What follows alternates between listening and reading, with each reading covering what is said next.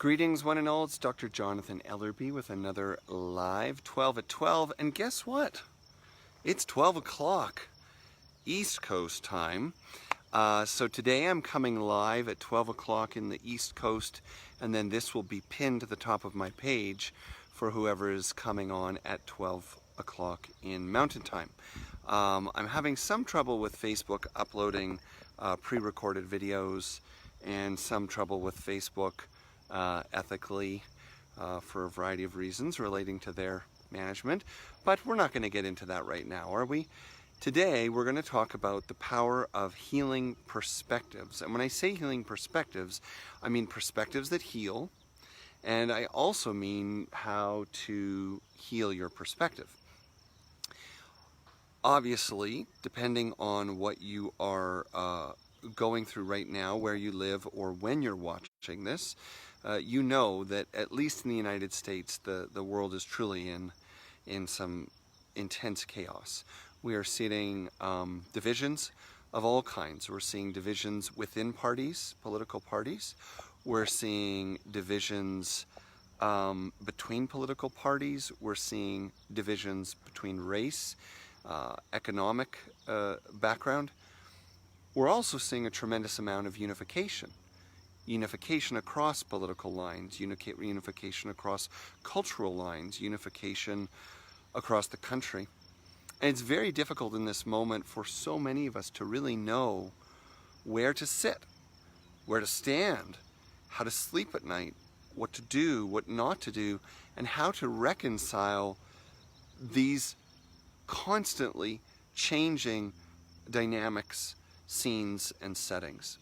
So what I wanted to do is review something that I've talked about before on the 12 at 12. It was actually one of the more popular ones, and talk about how the three channels of perception, the three channels of living, translate into helping us have a more whole, complete, wise, and loving approach to what's going on in our world. So the recap, if you remember, is that there are three primary dimensions of human experience, three primary channels of perception, three primary channels of thinking, three modes of being, if you like. The first we call the conditional. That's what you might think of as the outermost layer of who you are. It's very attached to ego. It's very much about power and control. And yes, you probably are thinking of some immediate examples in the media today of people very much in their conditional self. Now, in terms of race relations and the protests and demonstrations relating to equality and justice in America, we actually can see that the conditional self is being activated on both sides of the fence, so to speak. In other words, when you hear, let's just say, a leader, whoever that might be, threatening to use military force to overpower peaceful and productive messages from the community that are really an outcry, a desire for reconciliation and peace, then you know that whoever that leader is, they have no access to their own wisdom, to their deeper self, or to the greater community. That's a purely conditional, reactive kind of response. But at the same time, in fairness, when we look at the cry for justice and cry for peace, we also see that people are engaging that from lots of different levels. And when people go into looting and rioting and stealing, we have to say that is clearly not an expression, a direct expression of the soul. We also have to be careful not to think it's totally disconnected either. And we're going to get to that in a moment. But when someone takes an opportunity that is soulful and exploits it personally, or filters it entirely personally through their own, limits and stresses and struggles, well, that tells you that they're truly in the conditional self. The next part of the self that we talk about is the essential self. The essential self is really the part of yourself that I think of as being your soul. It's your true nature, your true self. And so the essential self is very much about listening to your heart. The essential self is about trusting your gut. It's about connection and relationships, and it's about feeling and finding your calling and purpose. So, what we are seeing as an example, looking at the political world through this lens, is that there are leaders on all sides of the topic of race relations and racial justice in America that are transcending their roles and their party lines or cultures, meaning they're putting down their conditional selves. And as police, and if strange for me to say this, but if you are on TikTok, the most remarkable footage truly in the world about what's going on right now is being posted. That's the place to see what's real. It's unbelievable. And there are not only images of the conditional self at work, violence from police, violence from rioters, but there are countless beautiful, amazing, inspiring demonstrations of the soul self, of the essential self being expressed. Police officers and protesters embracing each other, listening to each other, talking to each other. It's incredible. We're also seeing that there are politicians moving outside their party line to say that justice is justice, fairness is fairness, goodness is goodness, and unity in this country is good for all people. It's a perfect example of what soulful decision-making and communication looks like. So we can see that in the world. But regardless of who we are and which of those areas is really preoccupying us right now, we also have to recognize that there is a deeper place to hold all of this from. And this is the thing I want to encourage you to consider and explore for yourself today. This third perspective is what we call the universal self. And the universal self is that part of yourself that you can tap into that goes beyond relationships, goes beyond the conditional self, even goes beyond your true self, your soul, and accesses a kind of vast, timeless, eternal perspective. That's why it's called universal. You might think of it as the part of yourself that can see the world and life through the eyes of the universe itself.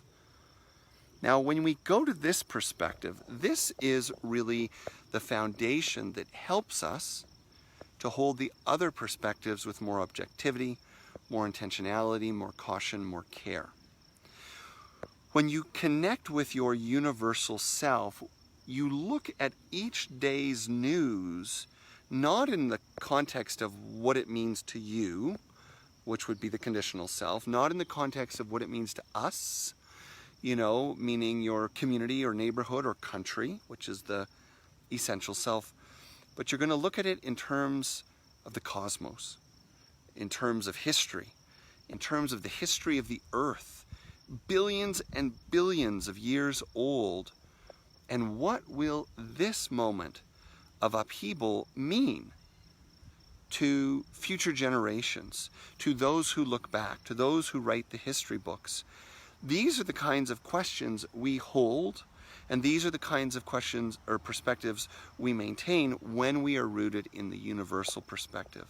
It allows us to see that the pain of the moment, which is absolutely real, and the soulful and conditional actions of people, which are absolutely their choice and their right, are all falling into a much greater design, a much greater story, the story of human evolution, the story of human justice, the story of human technology, the story of human culture, and truly the evolution of consciousness itself.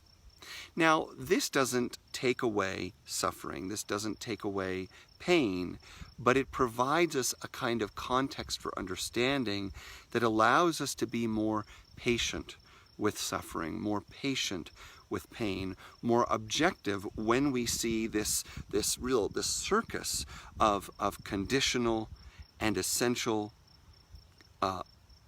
consciousness, this conditional and essential attitudes and reactions interacting. It helps to find a place at home or work or when we go out just to renew ourselves for a walk in nature and remember that there is a place that we can see all this from that allows it to make sense.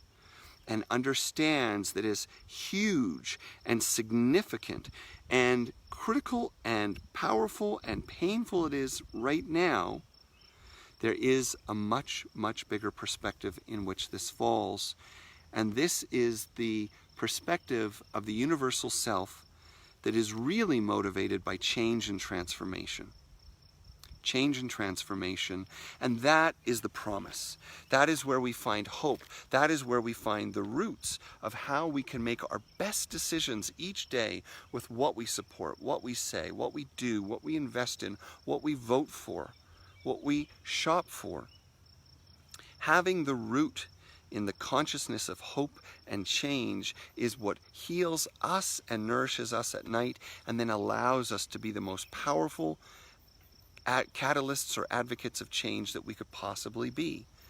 The universal self knows that this is a vital moment of change and transformation, and what is erupting is the energy that has been bottled up for centuries, the energy of pain and persecution, and it is erupting now in all manners. And when we return to the universal self, not only do we understand that, but we have the power to move it in ways that will change workplaces forever, families forever, stories and culture and media and politics forever.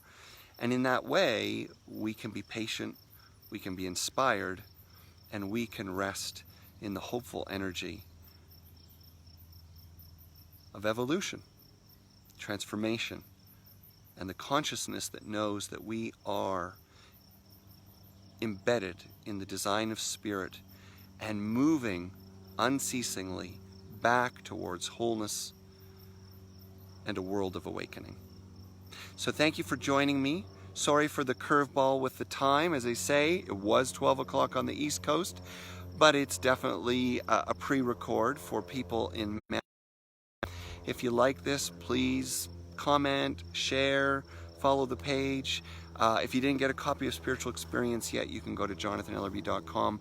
Once again, thank you for your love, your attention, and practice these 3 channels in your life as consciously as you can, and let's be a part of the flow, the energy, and the flow of change and transformation in the world.